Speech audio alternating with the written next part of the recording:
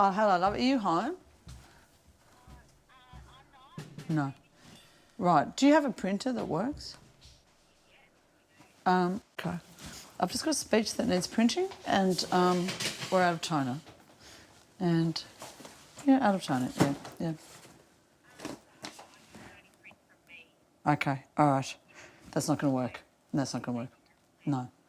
No, that's okay. That's all right. I'll call back. Okay, that's all good. Thank you. Okay, bye. About this being listened to, Julie, that you should never leave anything to the last moment.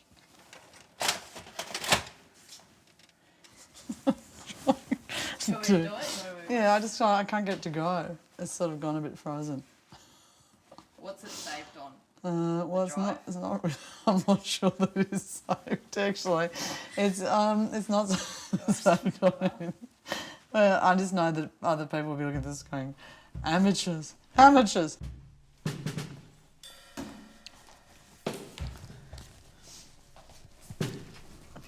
you've got my house keys? I don't know. Yes. I'll just grab it. Okay. Oh, look at that. Nice touch. Oh, I love that. Sweet.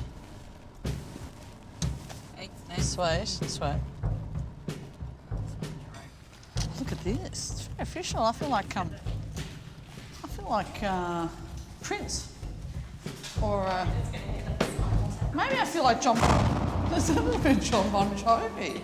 Oh Lord, this is so fantastic. Oh. Okay, I'm ready for my fluffing. Why do I need a dressing room? Might be time to get on the aspirin. I thought I was Spartacus. No, you're Spartacus. Yeah, okay, yeah. We've got it. We have a space. We have one copy. So One copy. you have to do it. You're the best. We love Thank Jen. you. We love you, Jed.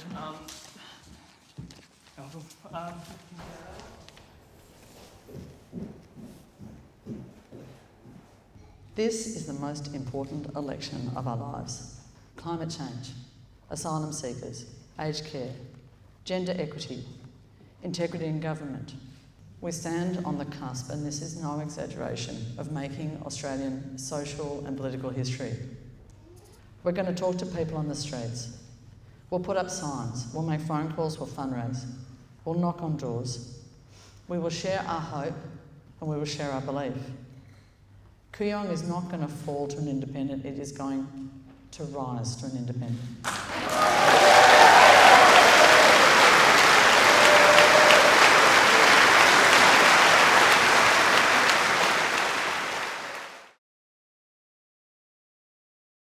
Mr Speaker, it is an honour to introduce the Australian Federal Integrity Commission Bill 2020.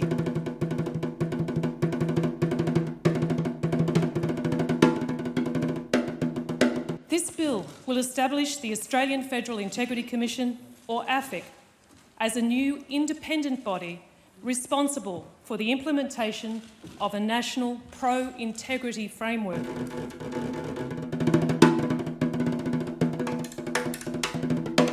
This is the bill our constituents are calling upon us to pass.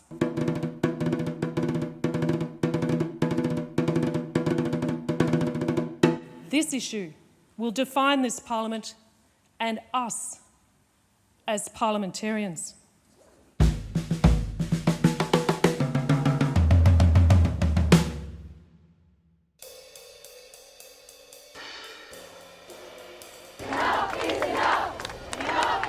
Cascade of issues in Canberra today. The rape allegations. What do we want? Justice! When do we want it? Now! Brittany Higgins spoke of feeling like she'd been managed. She felt that her ordeal was dismissed and played down by the Liberal Party.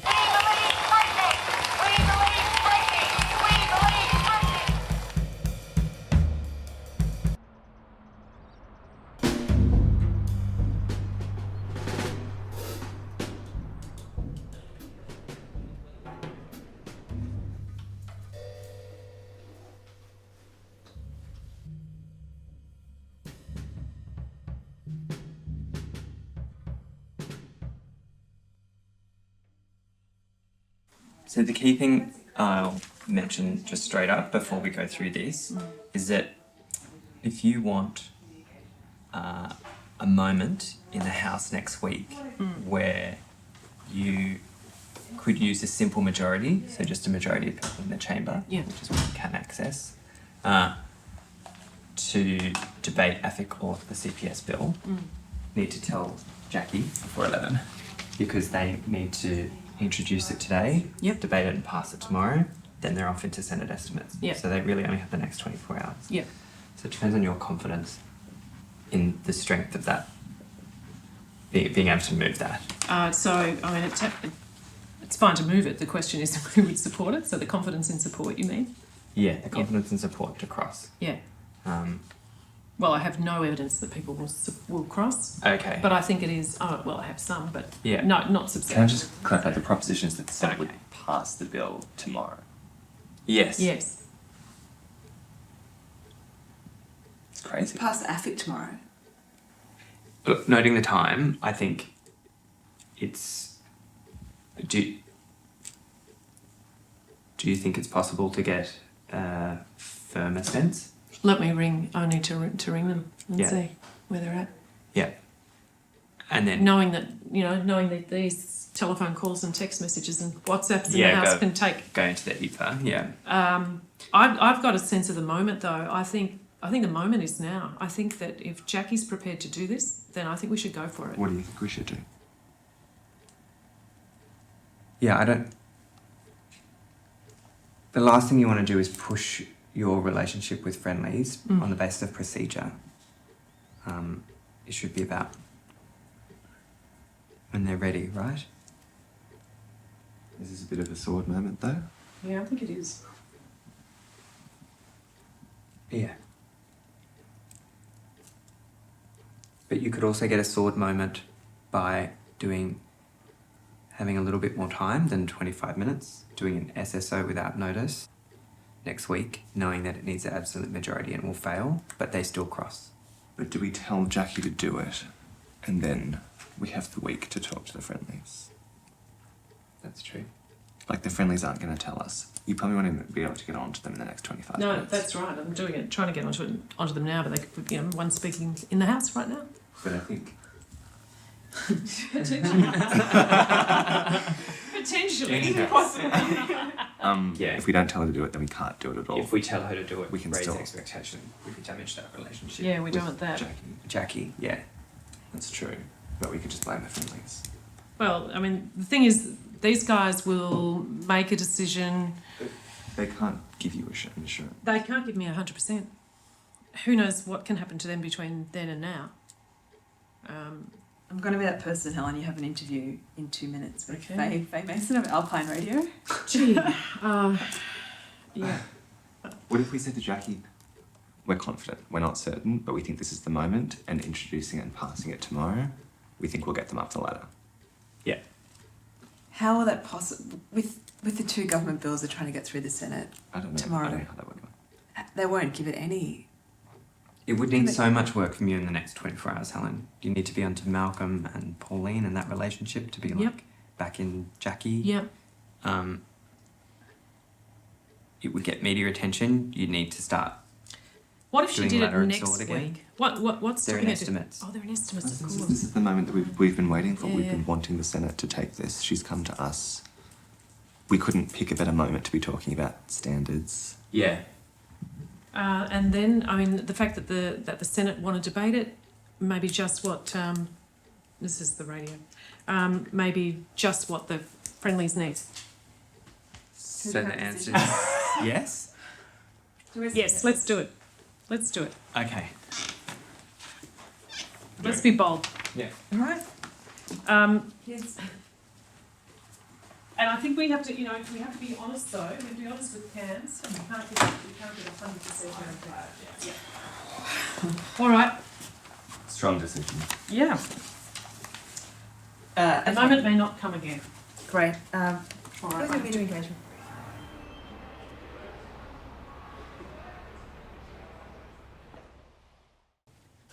We're working with a couple of senators to see if they can lodge a motion giving notice to introduce a bill tomorrow. And it's a bill that Helen's written, but they're going to be introducing it as their own. I just wanted to know what the deadline was to be able to do that today and what words we need. I think it'll be good. Yeah. It's just a lot happening at once. Yeah.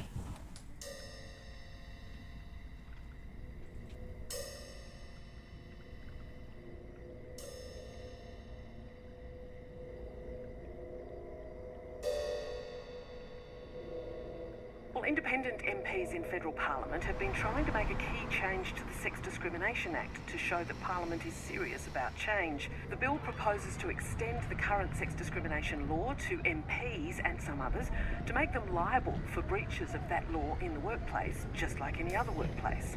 The government has declined to debate it so far.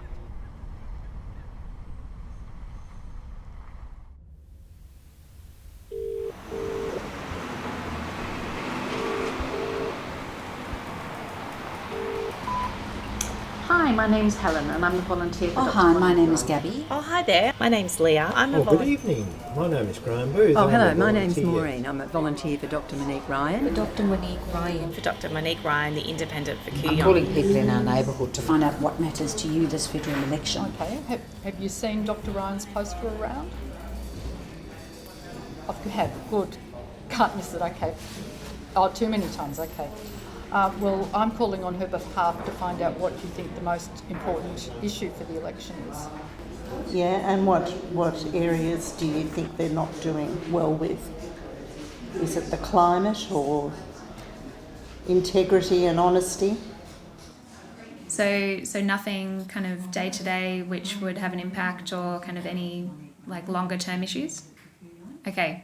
Is there anything that you're going to be basing your vote on at the election in a couple of weeks? Oh, are you for Mr. Frydenberg? Yep, everyone says he's... Yeah, I think everyone says he's really nice. If Dr. Ryan wins, she'll still be your candidate, your representative, so it's important for her to know what matters to you. And would you consider putting an independent as your second preference? Would you consider voting for an independent? Not really? If the two major party gets back in, it will be all the same. You know, at least with an independent, you get a chance of making some difference. You know what I mean? Gosh, what's some fascinating experiences you've had? Oh, good evening. My name's Graham Booth. I'm a volunteer for Dr. Monique Ryan, the independent for Kooyong.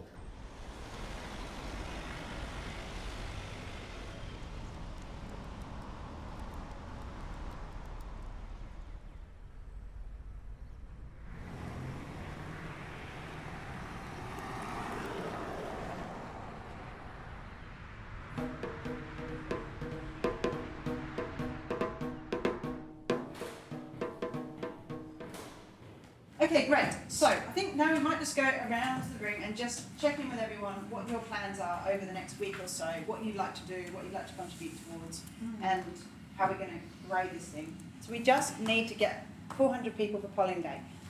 Great, Dan? I've been driving around for 3 weeks with cornflakes on the side of my car and on the back of my car, and on Tuesday the cops got me and warned me I would get a $400 fine if I didn't take them off. We should all have our cars with stickers on. We should have something big, even if it just says, vote 1 Hannibeth Luke. Yeah. We've got magnets, but they're not that many, and we've got like 10 magnets coming, which probably should have got I'm going to do that, and also... What, you mean magnetic signs? Magnetic signs, yeah, for cars. We've got, I think, 10 coming, which will basically cover about 2 or 3 cars. I'll work on getting... We should have got more. I can organise something to add to that. Great. And also, I'm hiring a trailer, a cage trailer, which will have core flutes all around it. I've got a loudspeaker system. Colin mentions the flash mobbing. I can go and drive through towns, vote for Hannibeth. Okay, great. So who's coming down south tomorrow? Is Georgie Annie, can you come? Yeah, Georgie and I will be Yeah, so we can go together. Sylvie's going down in the morning too. I'll go down. So's Shay. Okay. Might you be able to tomorrow, Ria?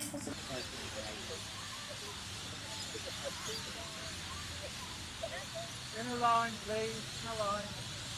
Put your core flutes on the ground in front of you.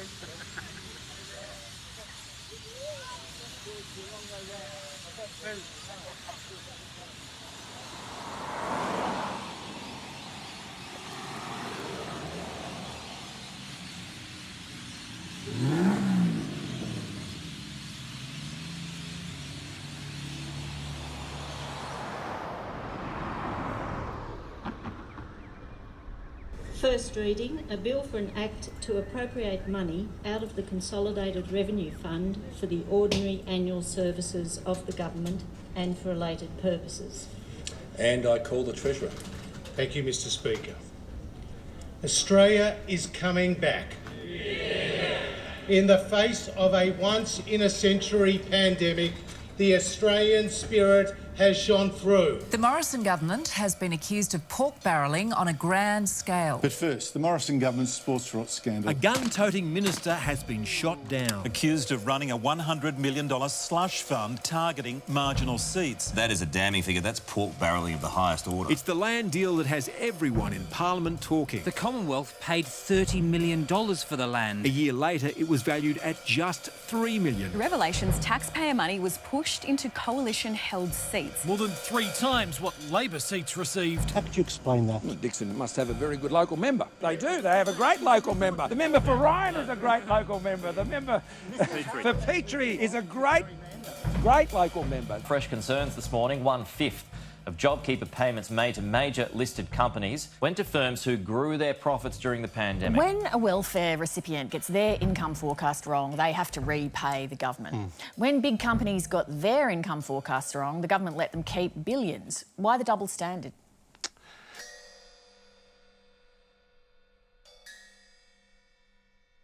Sorry, a couple of things you want to chat about? Yes.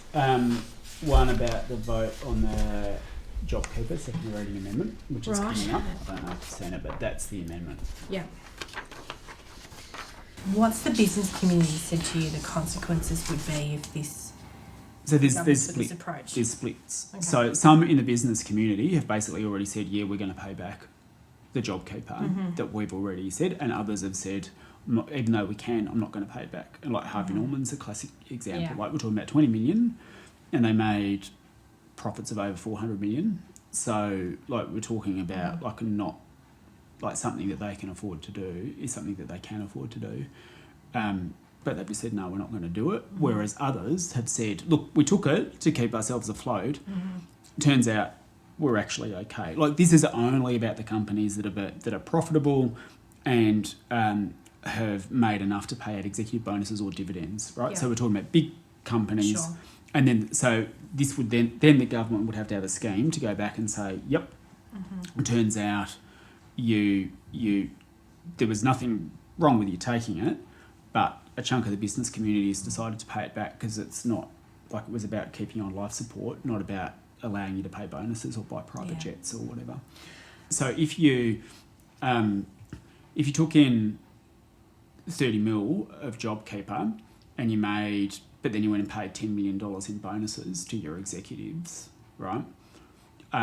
You pay back the 10. You don't pay back the 30. How many businesses do you think we're talking about here? So we did a costing, got the PBO to cost it, and the PBO said there's, and I think it's 65, I'm just trying to get the exact number, 65 companies, corporations that they've been able to identify, and it's about 1.1 billion that's been paid. So it's like... significant money. Yeah, and it's just like it just lined their pockets, didn't go to workers, it just lined their pockets. And so this is, like, that's not what it was meant for. And that's why... you'd have to speak to him, but that's why Craig Kelly is supporting it, because it's just like, this is not, we don't need to spend $1 billion on this. Yeah, like, there's better things to be spending $1 billion on during so, a pandemic. Jazz, can you go to the clerk's office and get some clarity, because the government says a very different thing with respect to second readers than what Going to advise many other people say. And I'll have a good look at that. Thanks, great, Ellen. thank you.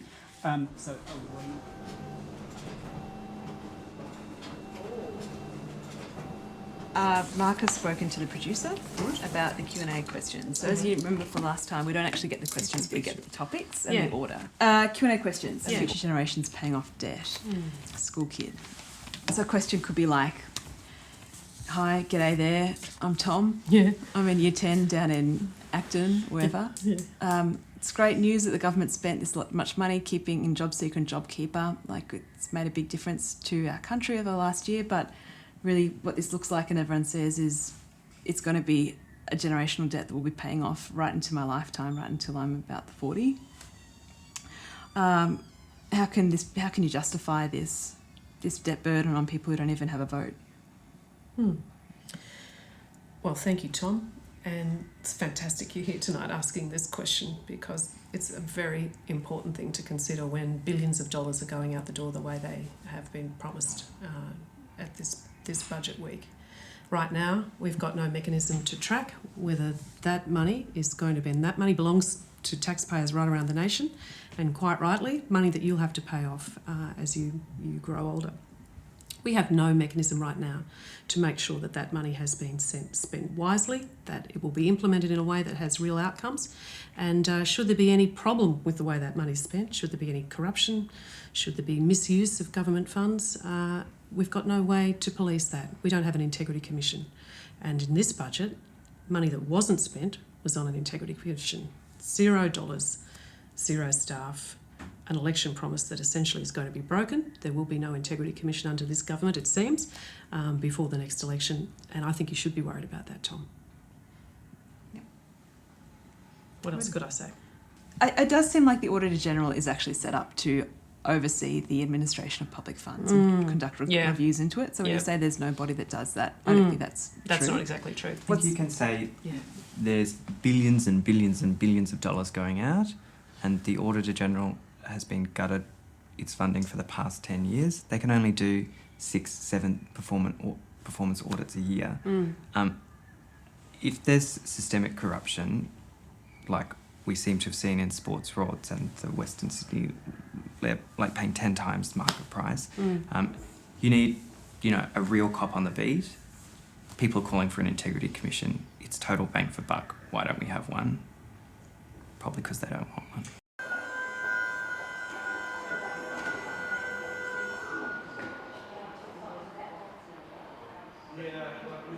I can't believe the companies that were on that list. We're talking Crown, Tabcorp, JobKeeper.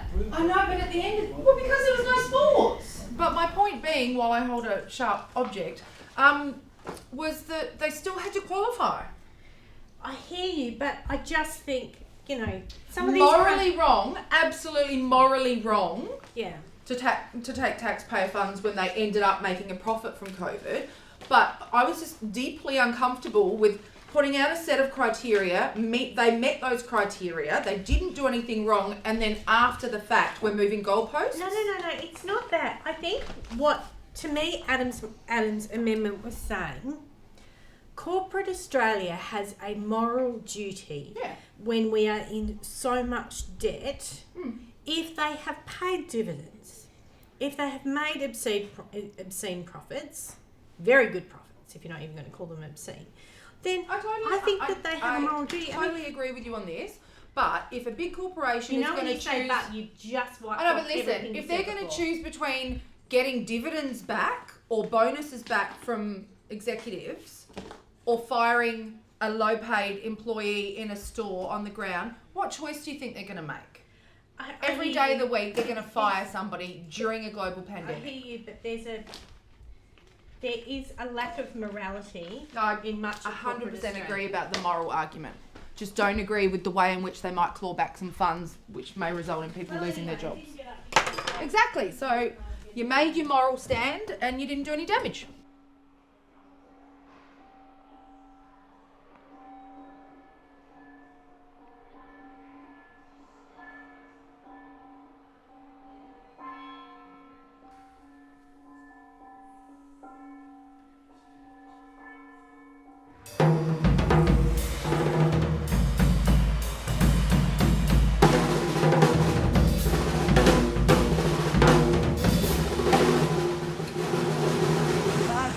We're old enough to remember the days when they had policies. Pretty fair. And pushed the policies, like winter fencing outside.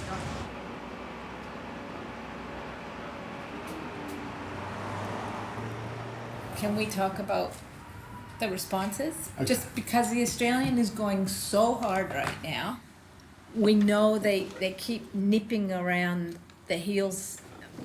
That there hasn't been a direct hit on Mon by News Corp since the failed front page of the Hun. Yeah. And we've seen them really hard on Allegra, Zali, Zoe. We're just kind of, we don't. It'll swing around. Yeah. One of the things that you've noticed about the past two stories, the one with Zoe and the other ones with Zali and Helen and that they've had to approach them to get a comment before doing something. So if they're going to do the same to us, you would expect that we will know about it, that it's coming. Yeah. Okay, they've got to, unless, if they don't do that, it's seen as unethical and bad. And for all other reasons, they don't see themselves as that. Remember, they don't see themselves as doing anything unethically. They see themselves as bringing truth to bear on all those sort of things. So we'll know something like that is coming. Yeah. There will be something coming. And I would just say the same thing I said yesterday to everyone. The election for political reporters and probably for most journalists in Australia is grand final time. It's the big event. They're racing around in the buses with the things. They're trying to find a story left, right, and centre. And some days we just get lucky. Like it's now time in the campaign cycle to start putting out kind of more detailed statements of policy priorities in key areas that we know have traction in this electorate. When we heard that the grannies were going to be protesting in front of Josh's office, we thought today was the day to do a release on a bit more detail about what Mon means by humane and speedy treatment of asylum seekers and refugees. So we had that ready to go yesterday. Campbell put it out today, and literally, as Campbell was releasing it to the press, the government released the last of the detainees at the Park Hotel. So it's we all know that this would not be the release of these people from detention would not be happening if it weren't for the Teal Indies. No. Yeah. So. My name is Scott Morrison and I am the new Minister for Immigration and Border Protection in the new Australian government led by Prime Minister Abbott. You have been brought to this place here because you have sought to illegally enter Australia by boat. The new Australian government will not be putting up with those sorts of arrivals. You have been brought here to have your claim assessed if you have one, and that will be done by the host government. That government will make the decision about whether you have a valid or invalid claim. If you have a valid claim, you will not be resettled in Australia. You will never live in Australia. If you are found not to be a refugee, you will remain in this camp until you decide to go home. You should know that the government's will not change on this issue. You will remain here until you go home or you are resettled somewhere else other than Australia.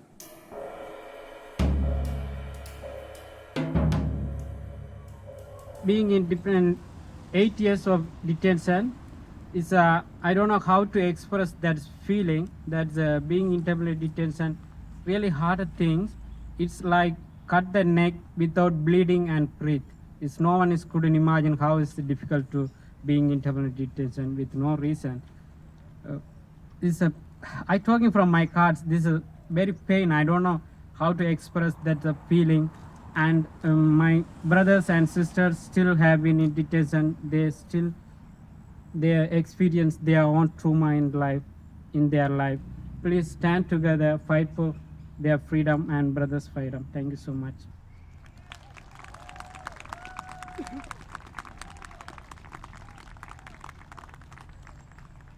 I'll talk on detention, and Joan will talk on Afghanistan. So just on detention, we've got 71 people that are still locked up in detention, 9 years, 31 in the Park Hotel. The rest spread across Brisbane, Sydney, a few in Adelaide as well, from memory as well. And are they all in high-rise hotels? They're all in what they call alternative place of detention, which can be a detention centre or a hotel like you've got in Melbourne that's designated a detention centre. What's interesting, in Senate estimates yesterday, ASIO confirmed no security agency has any interest in them, which means, as you already know, because you were such an incredible support for Medivac, these men have no character issues. And so really what we're trying to cut through with right now is the simple narrative, which is why there's 71 people, almost all of whom have been found to be refugees, locked up 9 years later, 15-year-old children who are now 24-year-old men. So you're saying government confirmed that there's no security detail on them? None. For none of them. So why are they there? Yeah. Well, I think there's a question. That's our question tomorrow. Yeah. For Thursday for question time. Why are they there? So Senate estimates say no Australian security agency has any interest in the refugees held at the Park Hotel. So why are they there? Just the value of asking that is really powerful.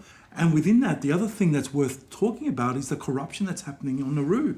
That Canstruck International, which was worth $8, has now received $1.8 billion in untendered contracts for a company that was worth $8 when it first got its first one, when it's being paid as much now as when there were 1,000 plus people on Nauru, and there's 107 now, and they're making $500,000 profit per person. And they've donated 11 times to the Liberal Party. I mean, there's a story there around why is a Liberal donor being given $1.8 billion in contracts to keep 107 people around? So that's been a closed process, or hasn't? No tender. No tender. Ever. Right. The first contract was worth $385 million. What year was that? That was 2017, and at the time they were worth $8. Yeah. And they had never run welfare services, had never run a detention centre, and with no tender, a company that had 11 times given to the Liberal Party as a donor. Extraordinary. Yeah. The member for Mayo has the call. Thank you, Mr. Speaker. My question is to the Minister for Home Affairs. Minister, in Senate estimates, the Department of Home Affairs confirmed that there were no security concerns with the asylum seekers currently detained in the Park Hotel. Why then is the government continuing to detain these people? The Minister for Home Affairs. Well, thank you, Mr. Speaker, and I thank the member for her question and her very genuine interest in these matters. What I can say is that we have had to deal with the legacy of the Labor government, which has resulted in 50,000 people arriving on over 800 boats, 1,200 people tragically dying at sea. Now, what we have committed to as a government is to work to make sure that as many of those people are resettled as we can possibly manage in the shortest possible amount of time.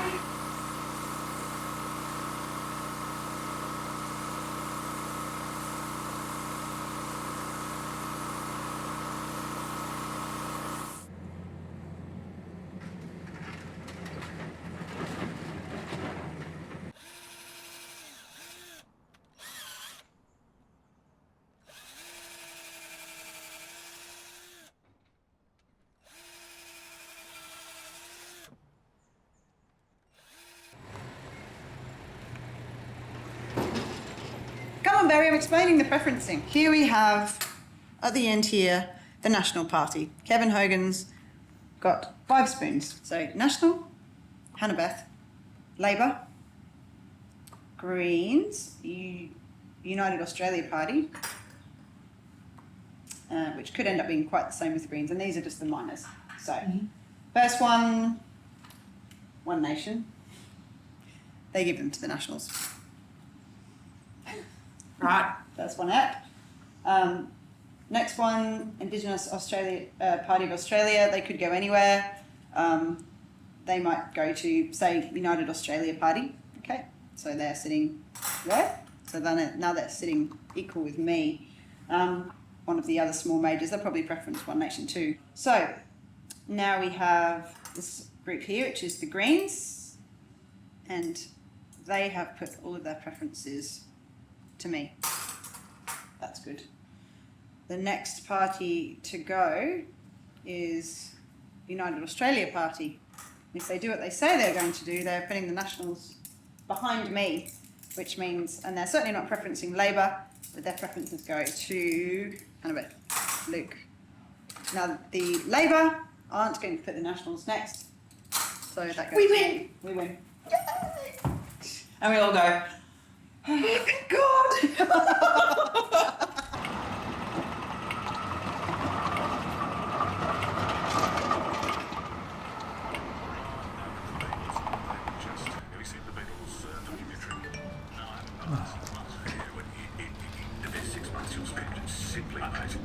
Thank you very much, David Armstrong. Now, I mentioned, I spoke to Josh Ryan, Federal Treasurer, earlier this week. He's nervous, very nervous about his seat at Kooyong. He could lose it. He could lose it because of Dr. Monique Ryan, who is a paediatric neurologist, who is running as an independent in the seat of Kooyong. Josh Frydenberg calls her a fake independent. Dr. Ryan, good morning. Good morning, Neil. How are you? I'm okay, thank you for your time. If you win, would you give a long-term agreement to either side? Or would you make a decision daily on who you supported?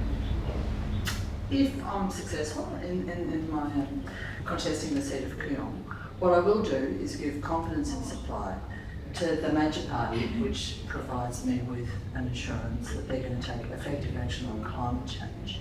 After that, I'll decide on specific issues according to the wishes of my electorate. Okay, tell me, people want to know a bit about you. You've said you were briefly a member of the Labor Party, but have you ever voted Liberal? I've voted for all of the different parties. I've been a true swinging voter. I've voted Greens, I've voted Labor, I've voted Liberal, I've voted for, I'm not going to tell you who I voted for in each particular election, but, the value of a vote is a voice. And what people in Kooyong are feeling is that the voice that they have is not being listened to by the income. Who's funding? Simon Holmes called Climate 200, been a lot of attention on that. How much money has he given you? I've been lucky enough to receive support from more than 3,000 donors in Kooyong now, and and they have given me an amazing amount of support, which has enabled me to run a competitive campaign. The reality is that I'm up against an enormous party machine. Thus far, in my campaign, I've raised $1.2 million. So we're talking about less than 400,000. I know, it's an incredible campaign. It's more than 2,000 volunteers on the streets of Kooyong, more than 2,000 signs in people's front gardens. 1 in 50 homes in Kooyong has a sign for my campaign. And all that does is it reflects the desire of the community for change. We're running out of time. A couple of quick things. Do you trust Scott Morrison, or do you think he's a liar? I have difficulty trusting this government and believing anything that they say, because we've seen how much they flip-flop on things like net zero. We've seen their inconsistency. And I think that that's the role of the independent, is that we can hold people to account. Nice to talk to you. Bye.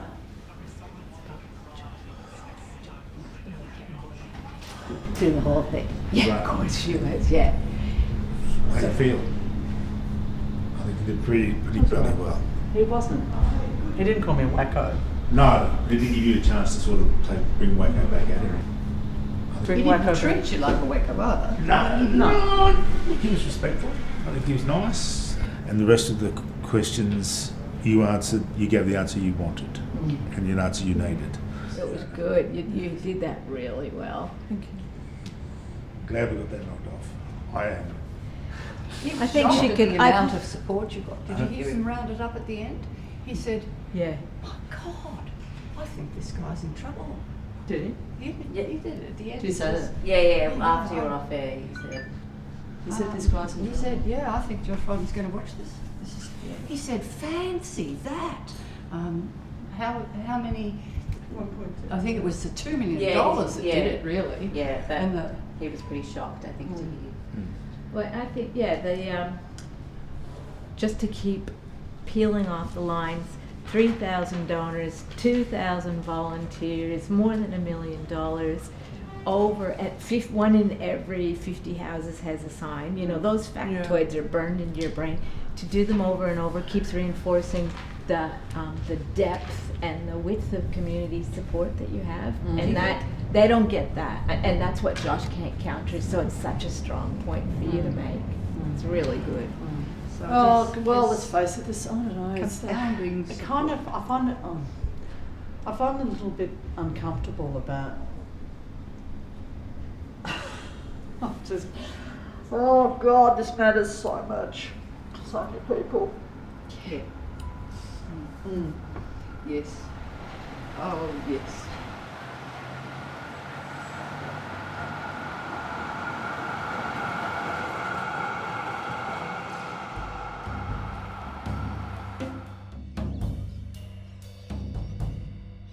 So, we have done as we planned to do. Met with all of the MPs that we need to talk to this morning about the Integrity Commission, about the 1,000 Days campaign, and about my desire now to introduce this bill through the Senate and bring it up to the House. So I have got the assurances now from the Labor Party and from Senator Hanson and Senator Lambie that they are right on board with that. So that's pretty great. Yeah. The question then is the mechanism around how to do that. Yep. And the absolute sensitivity of the politics of this. So we had a lot of talk about how do we do this without losing some of our support in the Senate, because number one, we've got to get it through the Senate. So how does that typically work? Labour's view is that having Senator Hanson introduce it, co-sponsor it, is good, as much as she can be involved in being committed to the bill. I think we've heard, and most people know, that there's a flip-flop risk there, even though right now the assurance is extremely strong from her. Yeah.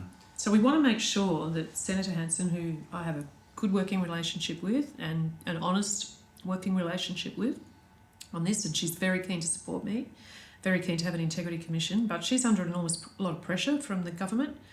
Senator Lambie did counsel us, I think, that if we were to flag this tomorrow, that over the next 5 weeks, Senator Hanson could come under enormous pressure from the government not to be a part of this. So her strong advice really was to keep this away from a public announcement of introducing this in the Senate until it actually happens. Senator Lambie is... But that's just to help Pauline Hanson feel less pressured by the government. Like, I think we need Pauline in the Senate. And she's like, I might not. If I'm pressured by the government, I may. She didn't say that. She didn't say that to me, but this is the experience of the others. Yeah.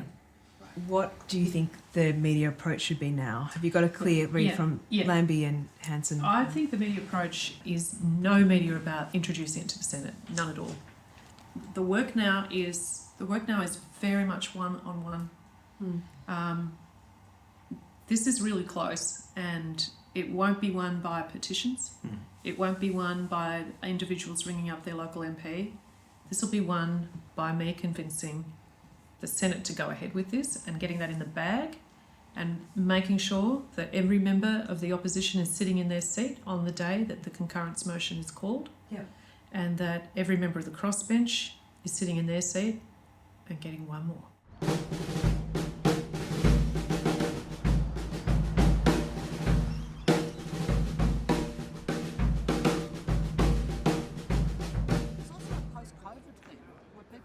Frustrated and angry with how the government has comported itself in the last couple of years, and the failure of the Commonwealth government to engage with the state government in a way that we'd like them to. They feel that they've been let down by the federal government in the last couple of years.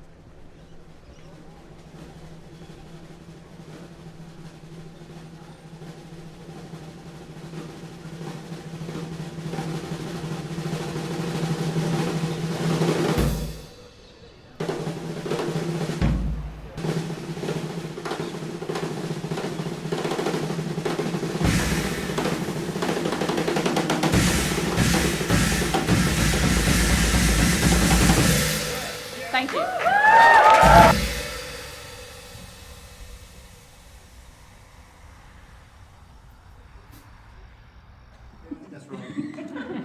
Is everyone happy? Okay. We have seen so much in this year's election of parties running a campaign, not of vote for me because I have great policies, but don't vote for them because they're terrible people. What's your view of your own party's tactics at a federal level and in the Senate?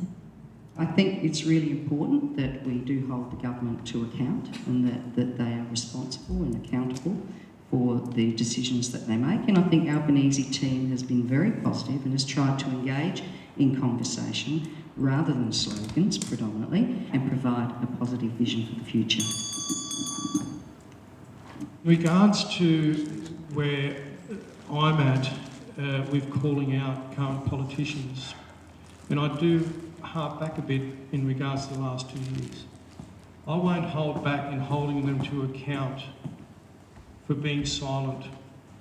I have personally, as I mentioned, researched the handling of this pandemic for 2 years now. And what I've discovered, I've been in contact with scientists, physicians, statisticians, data analysts that have given me the alternative view of everything that's been going on.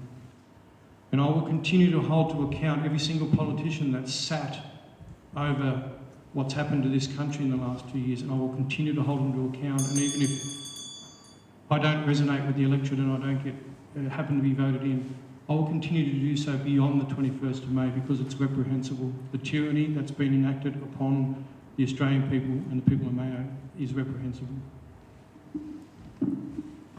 Thank you, Mark. Yeah, well, I've got to concur with Mark on that one. Forcing people to take a drug, threatening and bullying them with loss of mobility and loss of their jobs is actually a war crime, and it's against the Nuremberg Code. And I don't mind being nasty and calling out politicians like Dan Andrews and stuff like that, because I just think it's totally evil, to be honest with you. And I mean, I grew up in this country, and I've run an arborist business for 30 years, by the way, in Mayo, and I've got lots of customers here, and the people of Mayo are great people. But back then, I could throw a few ropes and a chainsaw on the back of my ute and go out working for myself. Well, we've lost that, Australia, and it's absolutely tragic. And all I can do is say that I'll fight like hell to try and get your freedom back and your money back, so you can take responsibility for your own lives and not surrender that responsibility to government. Who watched the leadership debate the other day? I think it's really sad that that's where we've come to in politics. And the Parliament should be there, you know, it should be a contest of ideas. And yet question time doesn't show that at all. I think we need to all lift ourselves up. I think the core flutes, the negative core flutes, I think are the worst, and then the negative pamphlets that come through the mail. But I do think that it's incumbent upon both of the leaders of the major parties to set the tone for the party, because otherwise we all just end up with a headache, like I did when I watched the leaders debate.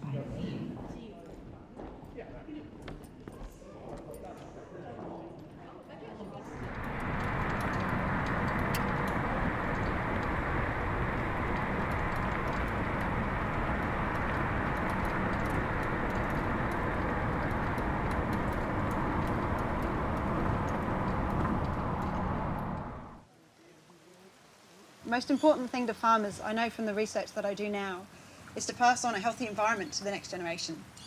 And that has become a really important part of the work that I do in founding the Regenerative Ag courses. But something happened for me at the end of last year that propelled me from finally, getting a permanent role at the uni and a job that I love to going, this just is not enough. So one morning I was marking a student assessment, and I'd asked them to talk to me about their lived experience of climate change, and most students are mostly farmers. And I was not prepared for how harrowing their stories would be. Later that day, that was when Barnaby Joyce said, "We can't afford to cut our emissions, it's going to hurt farmers too much." Steam was coming out of my ears. I jumped up from my seat, I threw my pen down, I went, right,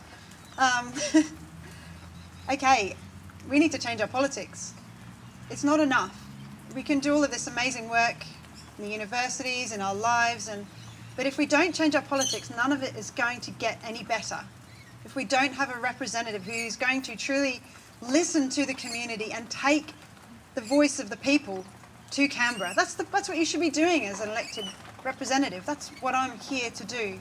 Australia is doing our bit on climate change, and we reject any suggestion to the contrary. We are going through a period of climate change. Climate change is real. We accept the science. The target is set and the target is sensible. Our government's plan is to meet and beat our emissions reductions targets. To meet and beat. To meet and beat. To meet and beat. To meet and beat. To meet and beat. And meeting and beating. We meet them and we beat them. Australia meet and beat. And we don't just meet it, we beat it. The rest of the world is looking at us going, how can we do it as well as they're doing it? Carrot, not stick. It's technology, not taxes. Technology, not taxes. Technology, not taxes. Technology, not taxes. And on track to meet and beat our 2030 target.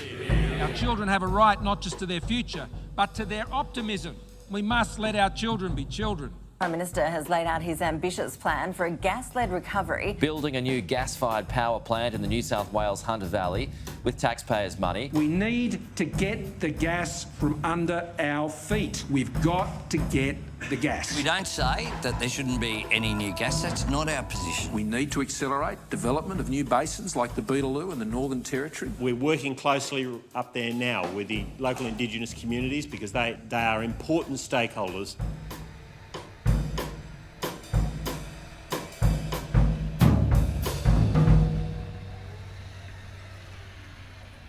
So ARENA, do you know much about the ARENA regs that the government has tabled? Only that ARENA, since I've been in this place, has been something that the government has tried to get rid of. I know we stopped it the first time. So they want to change it so that they can include some transition fuel in it. Is that right? Carbon capture and storage and gas, basically. Yep. So new coal and gas projects, effectively, and explicitly talking about, like, mentioning carbon capture and storage in it. Now, I think it's unlawful.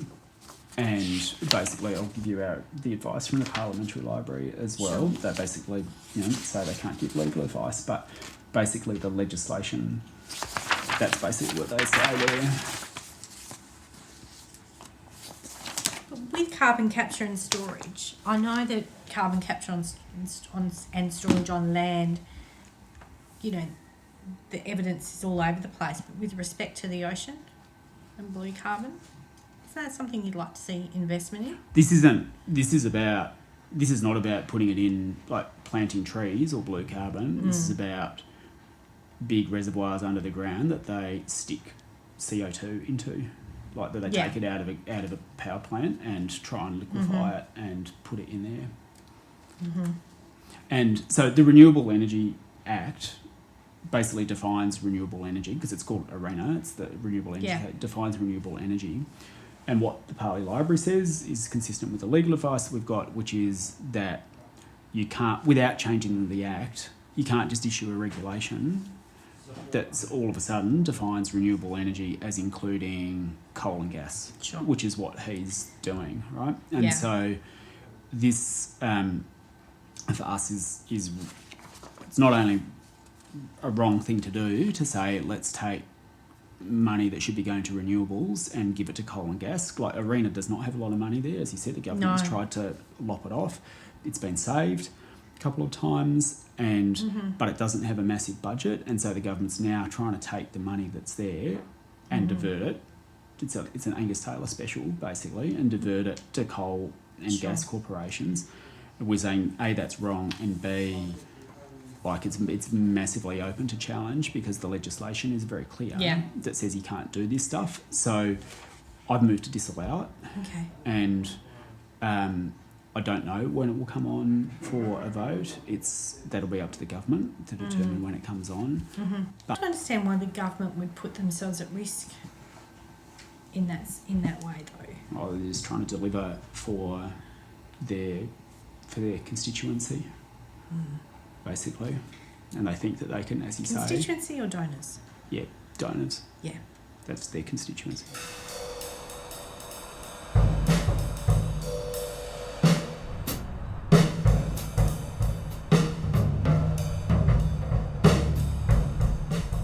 And I call the member for Warringah. Thank you, Mr Deputy Speaker. I move that the Industry Research and Development Beetaloo Cooperative Drilling Program, Instrument 2021, made under the Industry Research and Development Act 1986 and presented to the House on 24 May 2021, be disallowed. This instrument gives effect to the Beetaloo Cooperative Drilling Program. The Beetaloo Cooperative Drilling Program aims to provide businesses with funding to accelerate exploration and appraisal activities in the basin. The Beetaloo sub-basin is a gas field, approximately 500 kilometres southeast of Darwin, and extends across an area of approximately 28,000 square kilometres. And the basin is just one of 5 such basins that the government plans to open up around Australia, in complete contradiction to our international commitment to keep global warming under 2 degrees, and against all expert advice that no new gas fields can be developed if the world is to limit warming to 1.5 degrees.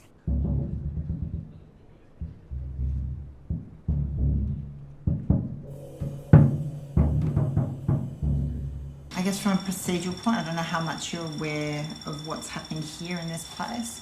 So the government has put forward what's called an instrument, so it's like a legislation, to allow for $50 million for the budget to go towards paying for starting that exploratory drilling. And I filed, and Helen seconded, a disallowance motion to try and stop it, but we need a majority of votes to stop it. And unfortunately, even Labor has voted to support the government on allowing this to go through. And I don't think they're being honest, either side, with why they're doing this. You know, we're just afraid that it's going to take away our water source, our cultural heritage, our sacred sites, and our families, because we go to day to day living on country, and we just want to be heard. And have you been consulted? At a level of hurry and broken promises, lies. No interpreters. No one really understands what's going on. All they understand is royalty. Yeah. So no one really explaining the consequences of the decision and what the risks are. Well, they sit there and tell you that the wells are safe and you got nothing to worry about. I mean, that's quite extraordinary that there's no one properly explaining the risks. Yeah, I mean, and that's the promises that has been broken, is proper consultation and consent from traditional people that's living day to day on country. From our perspective, it's very much about protecting the environment. And so to me, I've got to say, I really apologise. I wasn't even aware the extent to which your consent hasn't been properly obtained. We didn't know that. I didn't even know that. That's why they come down to explain themselves. We were looking at it from a point of view that we have to stop gas fracking, we have to stop using fossil fuels, and more is just the worst thing we can do for the environment, for the earth. We have to stop. But this puts a whole nother element. This gives the whole cultural overlay element. This gives a powerful human rights story here to this decision. And I agree with Zali. We didn't push that argument in our argumentation, but it's such a powerful statement to be able to make. I feel, again, as we just said, the Labor Party voted with the government on this. It was they're going to. We haven't. Well, they're done going it yet, to. That's right. But to lobby them as well, and I think that's something we can do is go and speak to them. Have you got a few more meetings booked? While you're down here? So are you speaking to Luke Gosling? We have spoken to Luke Gosling in the past, but we're meeting with other Labor ministers today. Linda Burney, Madeline King. I had a meeting with Madeline King, a very fiery meeting. We expect that. Because I was very upset because she moved in the Labor Party caucus for them to vote against disallowing, so approve the money for it. I think that's the thing to understand from this part of the argument. People get caught up in the economic recovery. They get caught up in looking at, you know, the energy viability in this country and stuff like that. At the end of the day, First Nations people here have rights. We have rights to lands. We are traditional owners. We have been here since our bloodlines go back since before colonisation, and we have rights under Australian law and our own laws as well to speak for country and to be consulted and to have consent. Those processes haven't been followed. We're the driest continent on Earth. Why are we doing things that threaten our water? This industry has been proven all over the planet to be dangerous, risky, contaminated bunch of country everywhere. We don't want this. There's other ways to build an economy. It's giving 50 million to this industry. That doesn't make sense. The only way it makes sense is the government are miners and they're all supporting each other, and that's exactly what's going on. But the last stronghold, you know, you need to boost it, help us build it back strong. We're the most in the prisons. We got the most suicides. We are in a bad way as Indigenous people, and we're still being oppressed. We're still getting our land damaged taken from us, our voices not being heard. Enough's enough. Like, do you want to wipe us off this earth? Because you wipe all our culture, language off, you're wiping us out. We're nothing without it. That's what makes me strong. That's what makes me strong. That's why I'm here. I grew up with language, culture. I'm a hunter. I'm a Murrinja from that country out there, right here. And he That's my hunting our grounds. country today. And I fight and I'm protected with my life. Just like my ancestors did when colonizers first came here. I have to. It's my job. But why do I have to be pushed that far? Why does all our people in that area got to be pushed that far? They keep us in a state of struggle. We 3% in Australia, Indigenous people, 3%, and we in poverty. We're the traditional owners of all these minerals that's worth billions in this country, and we're the poorest people in this country.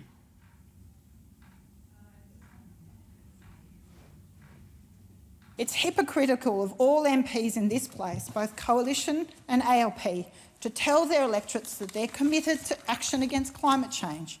But when the opportunity arises to take action and they can have real influence and show that they oppose a project that science tells us must not go ahead, they don't show up. They don't vote against it.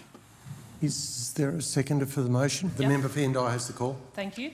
Thank you, Mr Speaker. I rise to support this motion from the member for Warringah to prevent the government from proceeding with its plan to fast-track drilling in the Beetaloo Basin.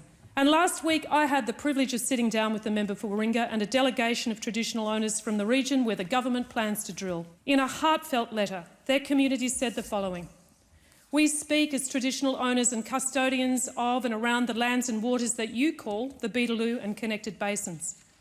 Although we come from many nations, we have come together to put an end to the ongoing threat of fracking, which will denigrate and desecrate our lands. We don't have the same resources as these corporations. The system is already set up against us. The federal government coming in over the top of what little processes we have undermines our land rights as Northern Territory traditional owners. The same government who has never come out to our communities to sit with us or meet with us. They are failing to represent us." What a painful sentence to relay to this House from the traditional owners of the lands upon which this government proposes to drill, Mr Deputy Speaker. They are failing to represent us.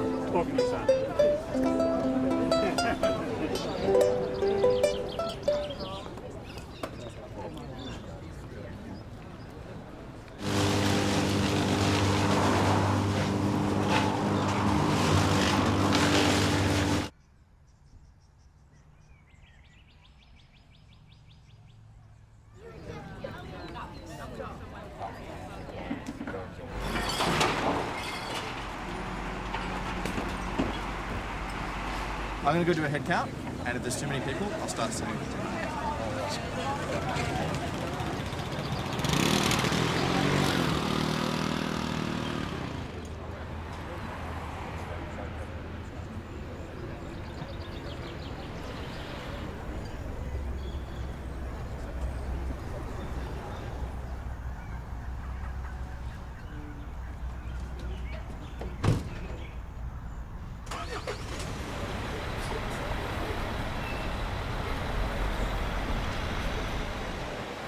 My favourite sort of statistic that I've pulled out of doing this for so many people is the fact that about 80% of our volunteers have never volunteered or campaigned or been part of a party before. That's unheard of. I've worked on many campaigns. I have never seen or heard of anything like that. That suggests that we're actually reaching the middle ground of Kooyong, the people that we were hoping to engage. And it's a wonderful indication of the kind of change we're fostering in the community. So I'm going to introduce now Dr. Monique Ryan.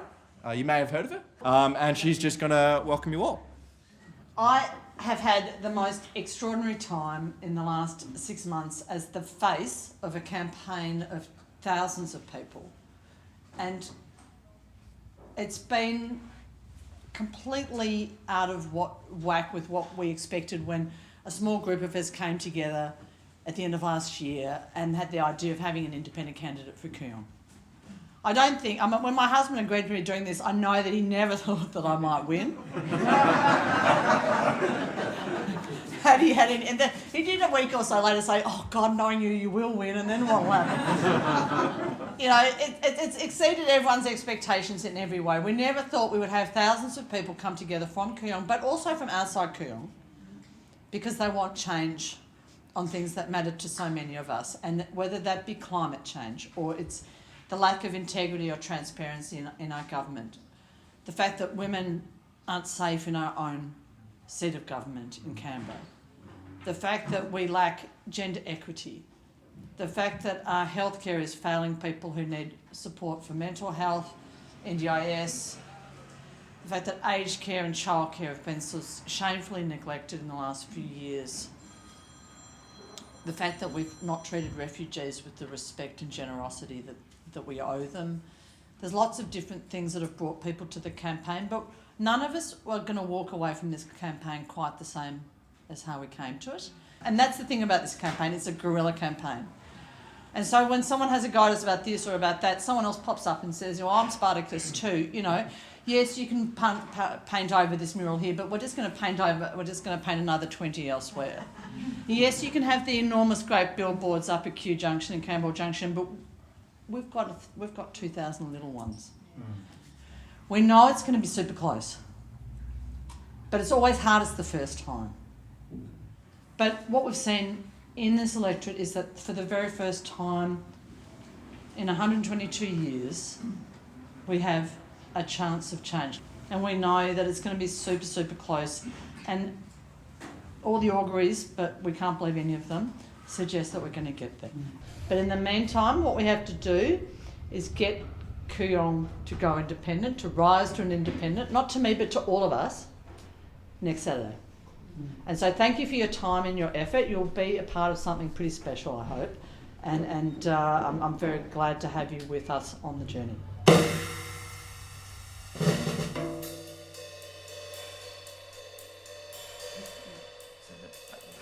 These messages last night from Penny Wong and Rex's office, it's all confirmed that, and it's all locked in for Rex to suspend standing orders and move to debate and vote on AFIC just shortly after midday in the Senate. they're still finalising exactly, the wording of the SSO, but it's happening, and they're confident. And Stella's very excited, as we saw, that there'll be, it'll be a surprise, especially for the government, and it sounds like fun too. But we're confident that One Nation will support debate. Yeah. So that will happen. Okay, there's a lot of moving parts. Yeah. So. Is this the first time we were told Labor about a concurrence motion? No, they know. They know about the idea. It's the first time. First time we'll tell them that we have a rock solid backbencher. Right. That's it. We've kept that tight till now. Yeah.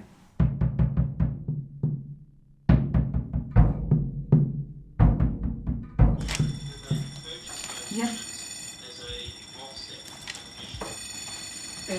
Hello. That's okay. Was it painless? Or question time? And it'll come down as a message after the MPI. Then Helen's going to do that. And then the government motion that it's being considered. Yeah. We should head down to. I've got some news. Okay. Fond not supporting the We're suspension. expecting that to pass.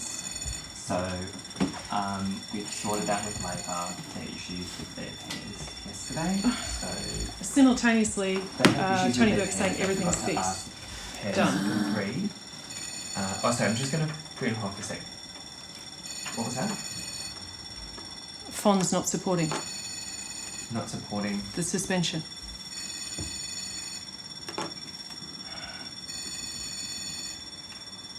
Bloody hell. Can you call Pauline? Yeah, I'm just about to. Not even the suspension? She never answers though. Far out. God. Sorry, there's stuff going on. Can we just flick it to 119, see if they're in there? I can assure the House that with his Everyone's there. Oh, should we get maybe the Senate on the TV that's not delayed? Yep. 102. I'm just going to do documents and committee meetings Oh, first. Lee. For the consideration of a matter, namely a motion to provide that a motion relating to consideration of the Australian Federal Integrity Commission Bill may be moved immediately, have precedence over all other business until determined and be determined without. Okay, I said to Stella, motion, Helen said Fond might not support, and she said that's right. Enough is enough. Because I'm not So going it could to. just end right here. Yeah, I'm not going to message anyone to watch the Senate if There it's are going to a end right number here. of allegations, and I ask that the Senate support my motion to suspend. There being 25 ayes and 25 noes, the matter is resolved in the negative. So we may just give senators a moment to resume their seats.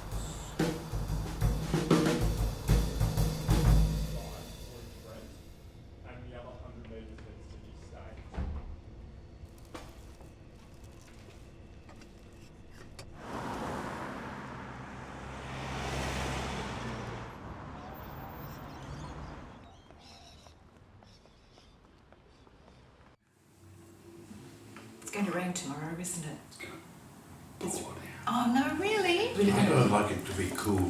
14 to 21, but 14 at night. Oh, glad I brought a blanket with me. You're just keeping here, are you? Have you got a pillow or? I've got an inflatable mattress. I'll have to go out to my car and plug it in to inflate it. It was supposed to fall with rain today. So. Do you want a hand with that before we go? Sure. 59 Duke Street at 9 o'clock on the 20th of May. Illegally erected core flutes. Nationals Kevin Hogan. These are illegally placed before the allotted time of midnight and must be removed. It's 9:09, we're at 97 Mary Street, and Kevin Hogan has been here now with massive banners along the whole fence line. He's already been graffitied by somebody.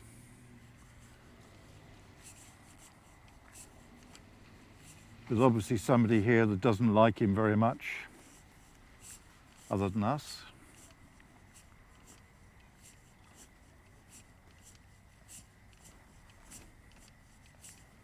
Oh look, here we go. Another massive fence line. Here for us. He certainly isn't here for me. Hey, how you going? Hello.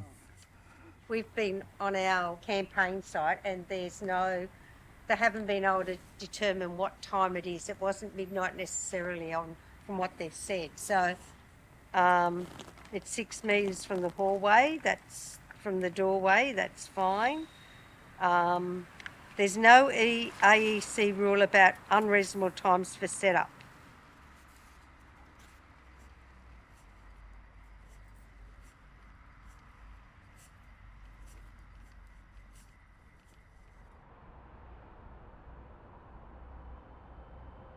The Tasmanian Liberal MP Bridget Archer is speaking out. She's speaking out against her government's decision to prioritise this religious discrimination bill over a Commonwealth Integrity Commission bill, which has also been promised, hasn't been delivered. She says she's offended by this and is prepared to cross the floor to support Helen Haines' bill for a federal ICAC. Hello? Animal bills up. Hello? Hello, can you hear me?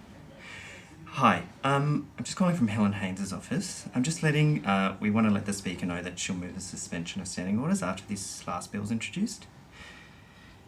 Yeah, so just pass it on. Okay, great. The Leader of the House and the Opposition Business both know. Yeah, great, just so the Speaker does. Okay, thanks, bye.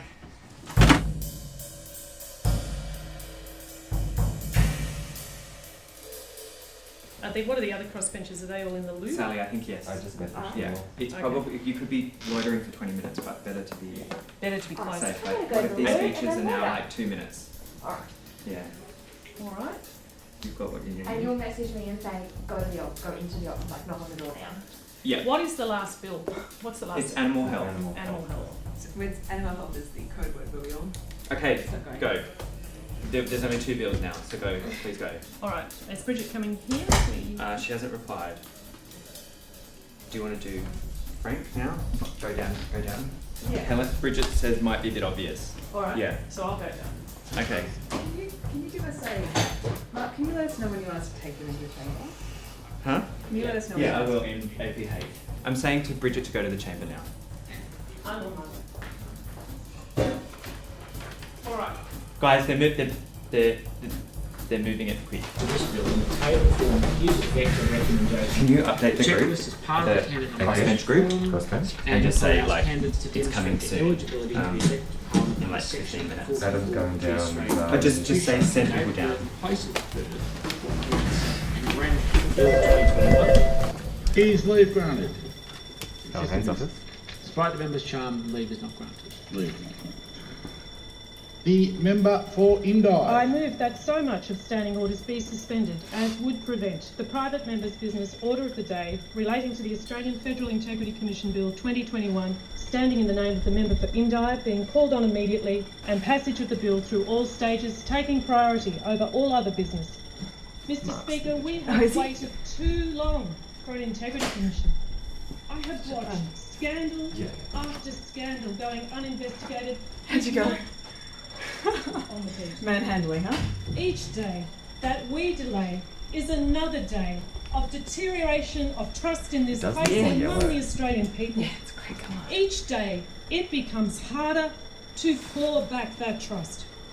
This is not about political point scoring. This is about each and every one of us doing the right thing on all sides of this house. Yeah. Celia went up and spoke to her. I thank the member for Indi. Is the motion seconded? Here we go. The member for Bass. Thank you, Mr. Speaker. I second the motion. Look at him. I don't Look take at him. this decision lightly at all. I take this decision very seriously to stand here today. And it's a difficult decision to make. I think we should suspend the standing orders and have this debate. The time has gone on long enough. Why don't we all come here in good fun and have those conversations and find something that we can take forward hero. in the best Absolutely. interests of all Australians. Hero. It's why we're here. It's why we come here. It's the most important thing we do. So the question before the Chair is the motion be disagreed to. All those in agreement say aye. Against no. Declare the motion carried. The noes have it. A division required. Ring the bells for 4 minutes. Oh, there she goes. Helen, get up there. She needs to sit there. Or there. Celia? No, Bridge. Bridge, where is she? She's think just she's come. coming now. There, she's about to come into shot here. There she As long as is, no one yeah. gets in the way. Is the... Are you filming? And the photos will all be Yes. him looking down. Yes, she's going. Lock the doors. Order.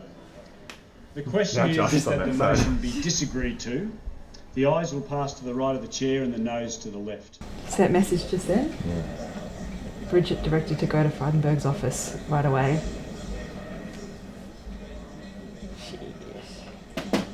She'd come and hide out here. Essentially. Order. The result of the division is ayes 63, noes 66. The question is therefore resolved in the negative. Does that mean they didn't pair? The next question is now that the motion be agreed to. All those of that opinion.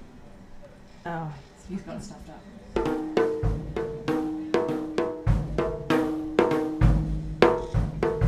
He's looking around being told what to do. Yeah. So there needs to be another motion. The Leader of the House. On indulgence, Mr Speaker. Order. On indulgence, Mr Speaker. The vote required an absolute majority, which was not achieved. And the normal practice, as I understand it in this House, is for you to declare the vote as you have, but to note at that point that given an absolute majority had not been achieved, therefore the motion moved by the honourable member does not carry. The Manager of Opposition Business. Thanks, Mr Speaker. The points that have just been raised by the Leader of the House would have to have been raised before the declaration had been made as to what the outcome was. What the Leader of the House has referred to is a process where the count is announced and a statement is then made. But what the Speaker has done is declared the outcome. And so therefore, if the Leader of the House wants to dissent from that decision, that's an option before the House. Order. There needs to be an absolute majority. And the next question is that the motion be agreed to. All those of that opinion say aye. On the suspension of standing orders. All those of that opinion say aye.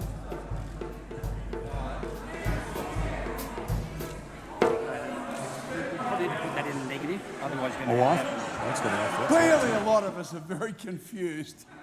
I'm one of the dumber ones, so I'm really at a loss. Is there a point of order? No point of order. Helen Haines wants to call. The member for Indi has the call. Thank you, Mr Speaker. I'm not confused. What clearly has to happen is that we need to get on with the debate. We're spending so much time right now Member for Indi trying will to resume understand her the procedures. Member for Indi will resume her seat. The member for Indi will resume her seat. Order. The question is that the motion moved by the member for Indi be agreed to. All those that opinion say aye. And this will... aye. Those against no. Is a division required? I think the ayes have it. Noes have it. Is a division required? Ring the bells for 4 minutes. So if he's... They all have to cross. Yes, because no longer a double negative, they actually all have to move in their seats. Unbelievable. But this is the same motion, just backwards. backwards.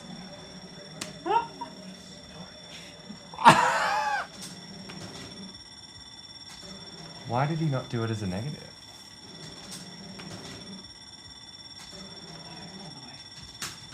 Is it Bridget behind Helen?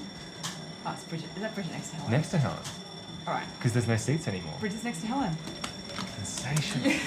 Order. The result of the division is ayes 66, noes 64. The question is not carried by an absolute majority of members as required by Standing Order 47. Yeah, that's a lot closer. Yeah, someone turned up. The clerk. We have more people voting with us than against us, but we lost both votes. And he just said the wrong thing the first time. Okay. Far out. I'm so confused. We had more people each time, but we needed an absolute, not a simple majority. But the first time, the Speaker didn't say they needed an absolute majority, and so they had to do it again, and he said, This needs an absolute majority. 66 to 64, but they need an absolute majority, so the vote fails. Okay. Oh, gosh. I feel like we've just done 10 rounds. And, well, if we thought procedure was complicated, clearly every other member of the House does too, and the new Speaker does, and even the clerk. I think that was an incredible moment. Amazing. Yeah. Yeah. I'm really proud of all of you. I mean, we've taken this so far. If every member of the House was there today, we would be debating the Australian Federal Integrity Commission bill right now. So, I reckon it was a bit of democracy in action, and the greatest hero is Bridget Archer. Such incredible. heart. And her speech. She's a true Democrat. Yeah.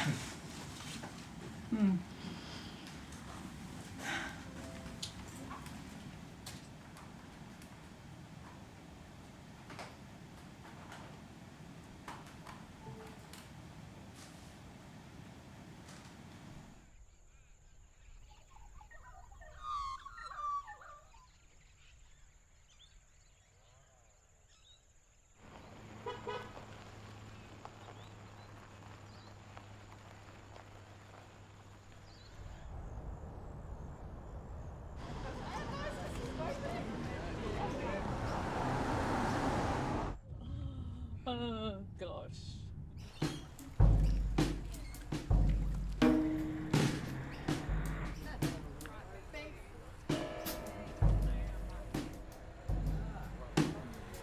Yeah, you know, 16-year-olds really know what's going on.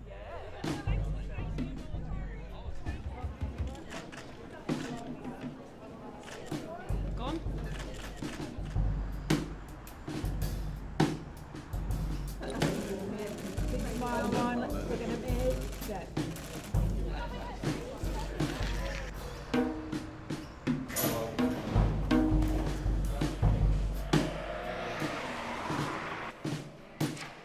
Let me show you briefly how it's going to work.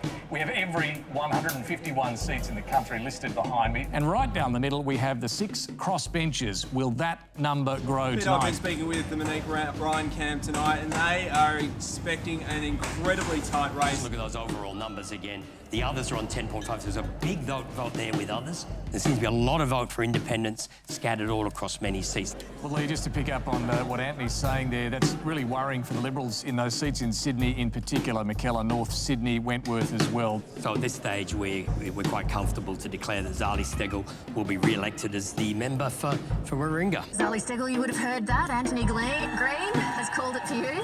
Congratulations. Do you owe your first... look, I think it's early days. Warringah already.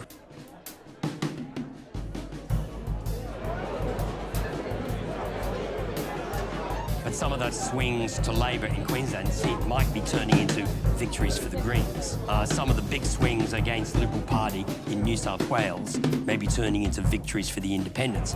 That really demonstrates for you just how dramatically the Liberal primary vote has plunged across these so-called teal seats. Not calling them yet. Forming government in the future without winning those sorts of seats is a next to impossible task. At the moment, I can't see the coalition getting to majority government on these numbers. Helen Haines, member for Indi, 940. I can't see Josh Frydenberg getting above 43% of the votes we're seeing. And if he can't get above 43%, he's going to lose that contest. They're saying that all the independents are ahead. Wentworth. North Sydney. Goldstone. This is just, this is a landslide. And so at the moment, we're saying it's 10.8% swing, and the independent Monique Ryan is 54.4. I think we're prepared to call that seat now, and we think that Josh Frydenberg has been defeated, and Monique Ryan will be the new member for Kooyong.